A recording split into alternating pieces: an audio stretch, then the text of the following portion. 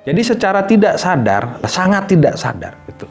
270 juta penduduk Indonesia dan yang terus bertumbuh, yang lahir dan terus bertumbuh, itu terus-menerus diberikan kecanduan terhadap dua benda penting ini, gula dan karbohidrat.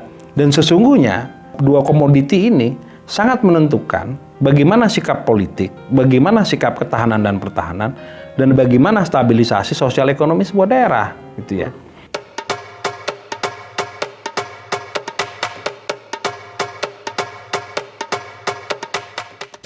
Salam jumpa di Jurnal Hendra.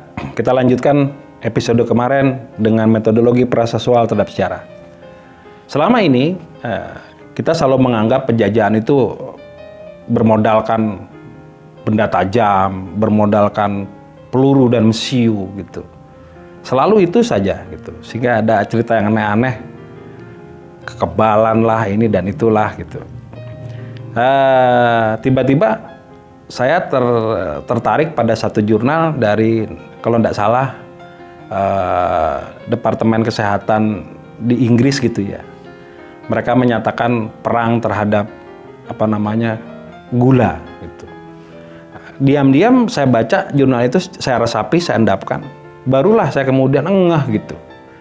Ternyata penjajahan yang terjadi di kita itu bukan penjajahan purely sebagai penjajahan teritorial, tapi penjajahan yang disebut penjajahan perut ya gitu ya.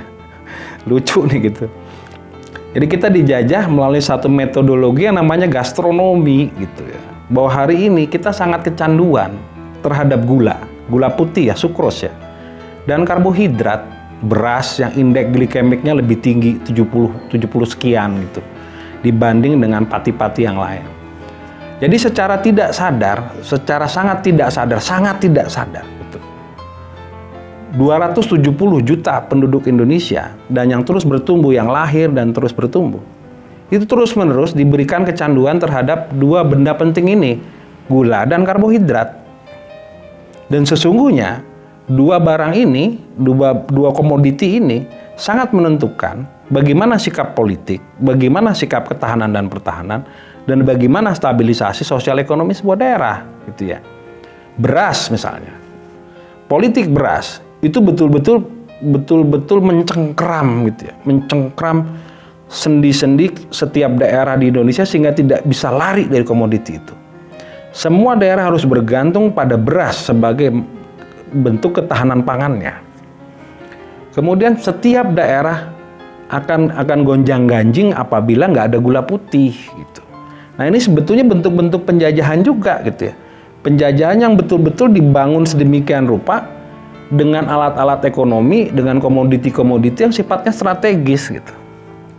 Oke, jika kita bertanya kapan sih sebetulnya Indonesia kenal beras?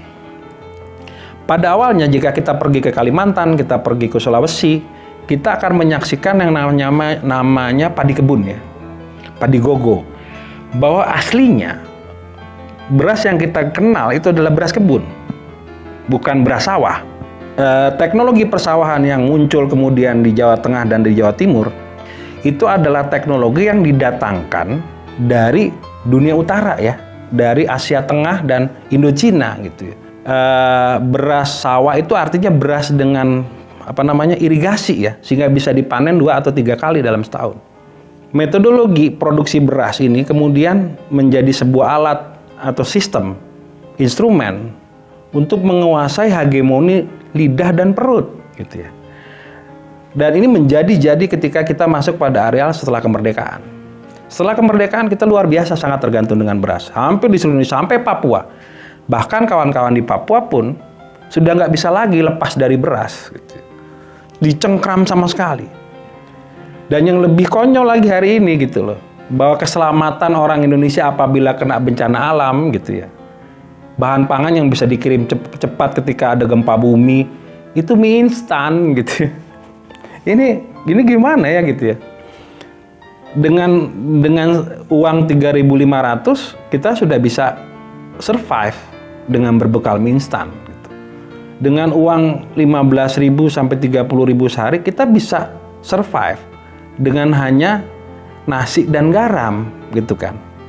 Jadi betul-betul deh kita sangat tercengkram dengan ketamakan kita, kerakusan kita atas karbohidrat dan gula. Karbohidrat dalam pengertian simple carbohydrate ya, karena indeks glikemiknya tinggi, nasi diolah oleh badan kita cepat sekali menjadi gula.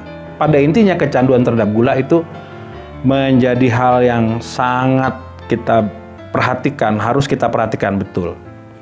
Kecanduan lain yang baru tentu kecanduan yang paling jelas, kecanduan kedelai. Juga harus hati-hati karena kita tidak menghasilkan kedelai secara banyak, sedang kebutuhan kedelai kita untuk berbagai macam, mulai dari tempe, tahu, kecap, sampai macam-macam lah fermentasinya, tinggi sekali. Kita import di kedelai. Kemudian kecanduan tembakau dan racikan kretek, gitu kan. Saya juga mencandu itu ya. Artinya memang penjajahan itu tidak melulu harus kekerasan. Penjajahan harus kita sadari sebagai kerentanan kita atas komoditi-komoditi tertentu sehingga kita tidak bisa lari ke lain hati. Ini harus kita perhatikan betul dalam Indonesia di hari ini, di masa depan, dan seperti apa di Indonesia masa lalu. Dan ternyata Indonesia masa lalu di abad 8 sampai abad 15 itu sangat rentan terhadap keberadaan komoditas beras gitu. Ini kita terus-menerus begini nih gitu, nggak berhenti-berhenti nih. Kalau ini terus rolling seperti ini gitu, ketergantungan terhadap benda strategi seperti ini, gimana nasib kita? Jurnal Hendra ingin mengajak kawan-kawan di seluruh Indonesia, khususnya yang peminat tantra tentunya, kita sama-sama untuk mencoba untuk mengurangi atau katakan reduksi terhadap gula putih. Konsumsi gula putih yang paling banyak mungkin 7 sendok teh satu hari ya. Yang bener sih 6 sih, nggak 7 ya. Kalau udah 7-8 udah kebanyakan tuh. Kita reduksi, kita hitung betul berapa konsumsi gula putih kita. Atau kalau bisa betul-betul kita rubah dari sukrose menjadi fruktose atau yang lain. Kemudian bagaimana kita mulai bisa untuk mensubstitusi, menggantikan beras dengan bahan pangan pokok tertentu dengan indeks glikemik yang rendah gitu. Kalau orang Palembang mungkin biasa makan paginya pempek, makan sorenya pempek. Mungkin itu adalah cara-cara bagi kita untuk bisa mulai melihat masa depan kita, masa hari ini kita dan masa lalu kita. Oke, Jurnal Hendra kali ini mungkin terlalu banyak pesan ya, tapi buat saya ini menjadi penting bagi kawan-kawan. Mari kita berkaca terhadap masa lalu kita, mari kita merefleksikan diri kita terhadap apa yang pernah terjadi pada sejarah kebudayaan kita, dan mari kita mencoba untuk menelisik masa depan kita yang jauh dari kondisi kita hari ini. Setidaknya kata-kata kita bisa mandiri, kata-kata bahwa Indonesia bisa lebih, politiknya bisa bebas dan aktif, Indonesia boleh punya kebanggaan-kebanggaan, kita mulai dari bahwa kita punya ketahanan pangan. Kita punya ketahanan pangan, kita punya ketahanan rasa. Bahwa kita mampu menghasilkan gastronomi, hegemoni makanan, politik perut yang cukup mempengaruhi baik itu lokal, nasional, regional, dan kalau bisa internasional. Once upon a time, jika Prancis bisa menetapkan standar kuliner sebagai standar dunia, paling tidak kita bisa menghasilkan hal-hal yang serupa itu, paling tidak pada lingkup regional ASEAN atau paling tidak pada lingkup regional Pasifik. Oke, kita bicara jauh banget nih di episode ini, berat nih. Tapi saya harap kawan-kawan Jurnal Hendra ikut terus mengikuti Jurnal Hendra untuk terus-menerus kita mencoba mendalami tentang diri kita sendiri dan kita mendalami tentang apa-apa yang bisa membuat kita lebih baik di masa depan. Kira-kira demikian yang bisa kita sampaikan.